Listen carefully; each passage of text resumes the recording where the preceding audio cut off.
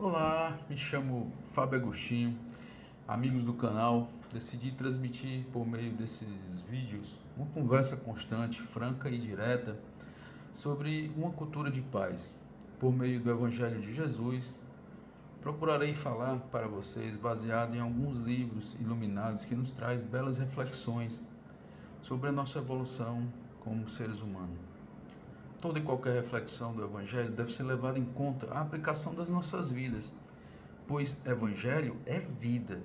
E quanto antes compreendermos que o Mestre amou sem teorias, sem embates, sem debates, apenas amou, sua passagem terrena ficou marcada por conta desse amor infinito. Convido a todos a colocar o ensinamento crístico na prática da caridade. Essa é a conduta mais próxima do amor. Por isso, eu lhes convido para conhecer o nosso Lar Francisco de Assis, que é uma casa de amor para quem trabalha e para quem é atendido. Somos uma casa que nasceu para abrigar e dar suporte para uma recuperação social e de vida de homens adultos em situação de vulnerabilidade e drogadição. Venha ser um voluntário, seja um doador de amor, contribua para a continuidade e crescimento dessa fonte de luz. Hoje, abriremos o estudo do livro Pão Nosso, escrito pelo Espírito Emmanuel, psicografado por Chico Xavier, que fala o livro Pão Nosso. Entre os temas analisados pelo autor estão a evolução do pensamento, a vida no mundo espiritual, provas históricas da reencarnação, a lei dos destinos, as potências da alma e diversos outros tópicos que permanecem extremamente atuais. São verdadeiras pílulas que devem entrar na nossa alma e nos fazer acordar para a nossa verdadeira transformação, aquela que nos conduzirá de retorno à casa do Pai. É uma literatura de cabeceira que a gente deve estar ali dentro do nosso quarto. Eu levo-a sempre dentro da minha mochila, porque de vez em quando abro para fazer algumas reflexões. Para ler e reler, sempre que tivermos dúvidas dos caminhos a seguir, né? Por isso que eu levo junto comigo. A redação de Emmanuel é quase uma poesia. Acho que teve uns palestrantes que falaram exatamente assim, uma poesia, né? Transformando passagens da Bíblia em síntese para o nosso aprendizado, utilizando sua experiência de um espírito que já compreendeu um pouco mais o Pai, que foi Emmanuel, né? São 180 textos que trazem sua visão sobre diversas passagens bíblicas. Ele faz uma interpretação assim de coração, de alma. E iniciamos hoje, nesse dia de hoje, com uma bela introdução, né? Que é a introdução do livro Pão Nosso, que ele fala sobre o título é No Serviço Cristão.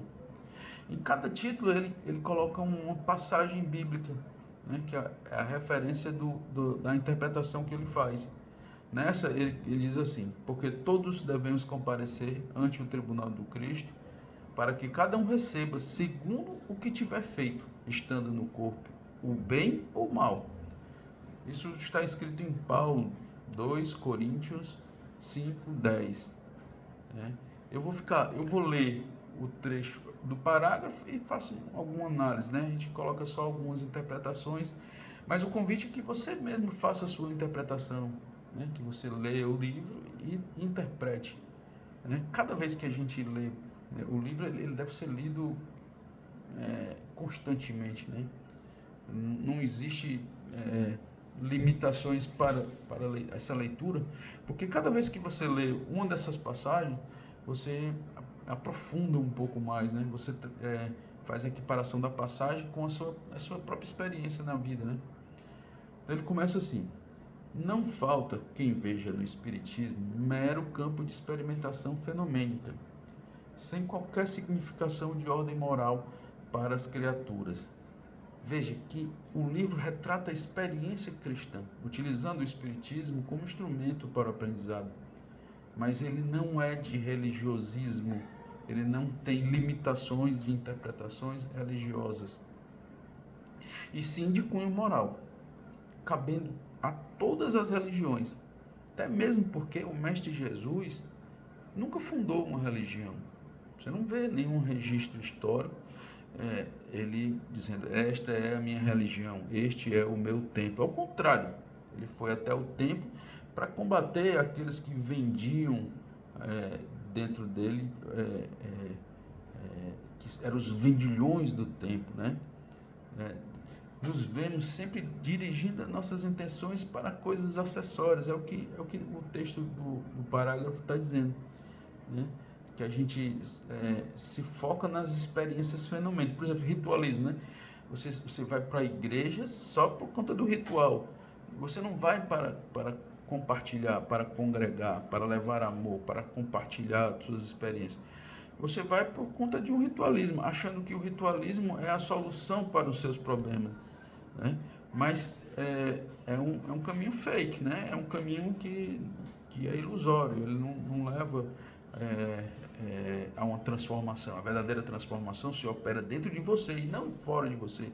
Então, as religiões servem para que possamos ter amigos, né? Compartilhar as experiências, né? Carregar as cruzes em conjunto. Ela não serve para dizer, olha, você vai se transformar só por comparecer ao ritual tal. Não, você vai se transformar porque você decidiu se transformar e ser um homem melhor, né? Deixar diminuir vícios, aumentar virtudes e, de preferência, substituir todos os vícios por novas virtudes, né? E ele continua no texto. Muitos aprendizes da Consoladora Doutrina, ele está falando do Espiritismo, limitam-se às investigações de laboratório. Olha que ele está falando novamente de acessório, né? A nossa mente ainda é atrasada, né? E nos leva sempre a uma paralisia na observação dos fogos fatos, né? O que é o fogo fato? É aquele fenômeno natural que o fogo nasce do chão sem justificativa alguma. O fogo fato é isso, né? E aí a gente para nos fogos fatos, né? Achando que aquilo ali é o principal, né? E nos limitamos a esses fenômenos sem que façamos uma adesão verdadeira à doutrina cristã. A gente segue os rituais, segue os acessórios e esquece do próprio Cristo. Muitas vezes as ferramentas utilizadas dentro da religião é mais importante do que a própria prática da cristandade, da lei que a gente tem que aprender, que é a lei do amor, a única. Se pudermos recordar a lição do mestre, quando questionados pelos discípulos, qual a lei mais importante a ser seguida? Ele nos afirma que era amar a Deus sobre todas as coisas. Tudo o mais é acessório, pessoal. Se a gente cumprir a lei mais importante, amar a Deus sobre todas as coisas, as demais coisas vêm por consequência. E a gente fica se iludindo que o foco da gente é decorar versículos bíblicos, que o foco da gente é intelectualizar, filosofar sobre as decisões judaicas, as decisões cristãs da época. E na realidade não é. A gente está aqui única e exclusivamente para aprender a amar. E a gente só consegue fazer isso na prática. A ciência e a filosofia são ainda necessários, claro, não estou excluindo isso, a gente não vai excluir a filosofia. Mas ela não é o centro do aprendizado do homem na Terra. E o simples fato de um homem dominar a ciência e a filosofia não vai lhe dar condições de se modificar. Continuaremos orgulhosos, continuaremos egoístas, continuaremos com os vícios que temos desde sempre.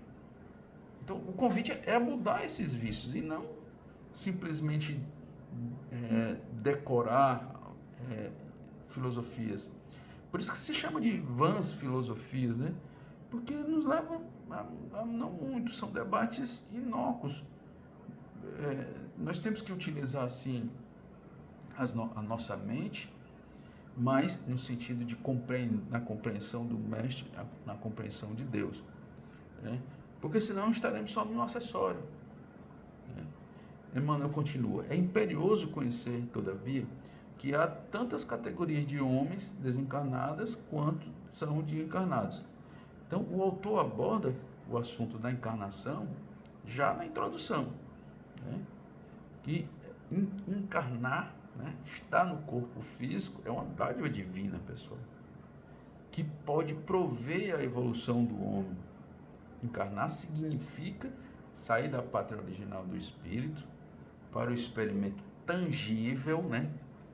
Possível de tocar, de se movimentar, dos comportamentos e sentimentos humanos a serem aprendidos. Nós estamos aqui como se fossem alunos numa escola.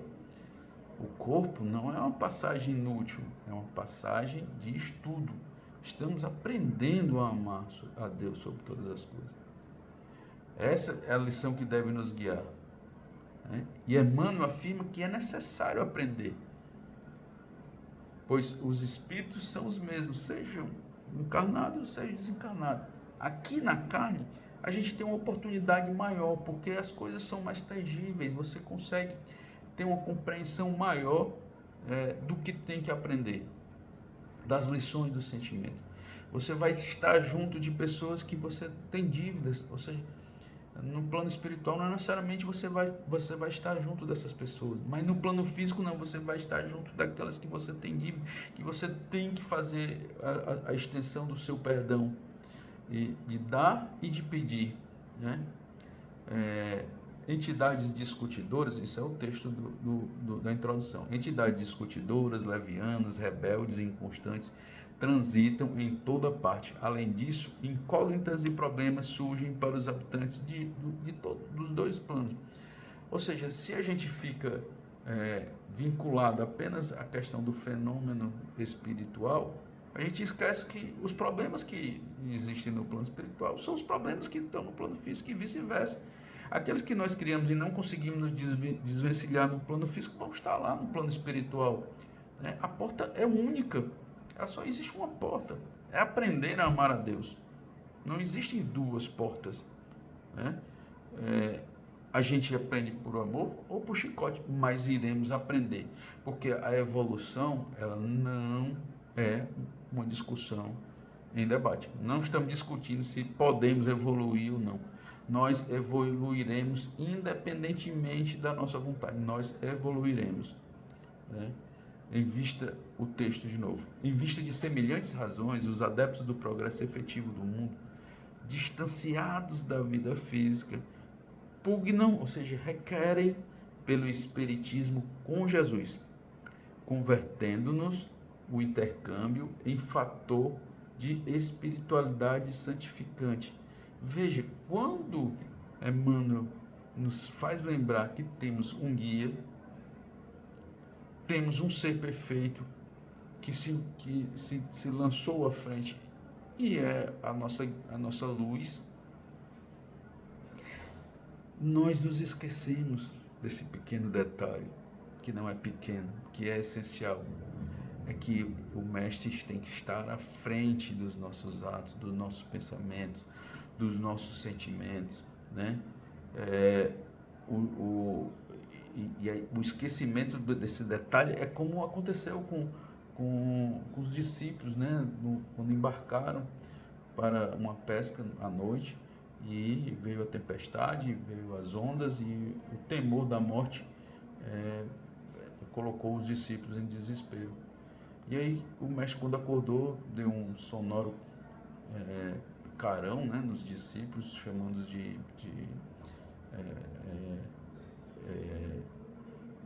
pessoas que não tinham aprendido ainda o que era a fé, né? E nós estamos nessa mesma situação. Quando o nosso barco começa a chacoalhar, quando os desesperos e as confusões e as dificuldades da vida começam a nos empurrar de um lado para o outro, a gente desespera sem saber que o Cristo está dentro do nosso barco. Quando nós estamos aqui nos dispondo a essa evolução, o Cristo embarca junto conosco, né? Então a gente perde esse referencial de fé. Quando a gente lembra de colocar o Cristo sempre à frente, então esse referencial pode ser que seja uma boa solução para os momentos de desespero. Pode ser não, é uma boa solução para os momentos de desespero. Continua Emmanuel: acreditamos que não se deve atacar outro círculo de vida, quando não nos encontramos interessados em melhorar a personalidade naquele em que respiramos. Interessante essa lição. É uma transformação pela simplicidade, pela humildade. Primeiro devemos aprender a servir, depois será as novas lições. Por isso, sempre que estou no nosso lar, falando sobre o Evangelho, eu peço para que iniciemos a evolução pelo mais simples, com o aprendizado da gentileza. Coloque essa forma na sua vida. Aplique as palavrinhas mágicas em tudo. Bom dia, boa tarde, boa noite, meu irmão. Me desculpe, meu irmão. Com licença, meu irmão. Por favor. Está precisando de alguma coisa, meu irmão? A gentileza, ela abre portas, porque geramos amigos a partir dela. E a nossa vida fica mais leve, mais fácil de enfrentar as dificuldades. Então inicie pelo básico. Vamos iniciar pelo básico, pela gentileza. Porque a gentileza vai nos fazer afastar dos comportamentos truculentos do passado, né? E vai permitir que todo o ambiente que está ao nosso redor seja mais leve, né? Seja na família, seja no local de trabalho, em qualquer lugar que você for, o ambiente vai ser mais leve, se você é gentil. E tem essa passagem interessante ainda na introdução, que ele diz: não vale pesquisar recursos que não nos dignifiquem. Eis porque, para nós outros, que supomos trazer o coração acordado para a responsabilidade de viver, o Espiritismo não expressa simples convicção de imortalidade. Olha que mágico! É clima de serviço e edificação. Aqui está dizendo tudo. Clima de serviço e edificação. E não é apenas relativo ao Espiritismo. A tudo, a todas as religiões, a tudo que a gente for nos propor a evoluir. Porque a religião significa religar com Deus. Sou eu. Religião não é o templo, não é o externo. Sou eu. Eu me religo com Deus, né? E no clima de serviço e edificação. Por esta lição, faremos os talentos divinos se reproduzirem, para que a gente possa entregar de volta quando formos cobrados. Lembrando que aqueles que mais têm, mais lhes será dado. Ou seja, quanto mais você multiplica os talentos, mais você receberá de volta. Lógico que o esforço é grande, o esforço não é pequeno, mas a recompensa é certa, né? Servir e depois continuar servindo, pessoal. Não nos iludamos com os palácios terrenos, eles são transitórios. O cupim destrói a madeira, o sol e o vento destroem a alvenaria. Ele se acaba, é transitório.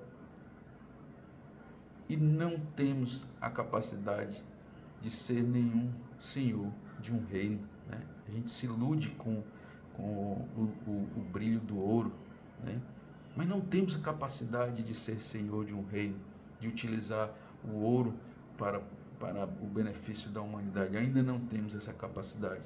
A gente tem que começar do mais simples. Não adianta guardar a certeza na sobrevivência da alma, além da morte, sem o preparo terrestre na direção da vida espiritual. E nesse esforço de habilitação, não dispomos de outro guia mais sábio e amoroso que o próprio Cristo. Então, pelas religiões, aprendemos que o espírito sobrevive ao corpo físico, o que por si deveria ser uma consolação. Mas como podemos nos consolar se o que deveria realmente morrer é o pecado, né? Não é só a certeza de que temos uma oportunidade de continuar vivo, mas é a certeza de que o pecado morreu dentro de nós. Esse texto final é maravilhoso também. Somos a luz de suas lições sublimes. É possível reajustar o caminho, renovar a mente e purificar o coração. Nem tudo o que é admirável é divino, olha só. Nem tudo o que é grande é respeitável.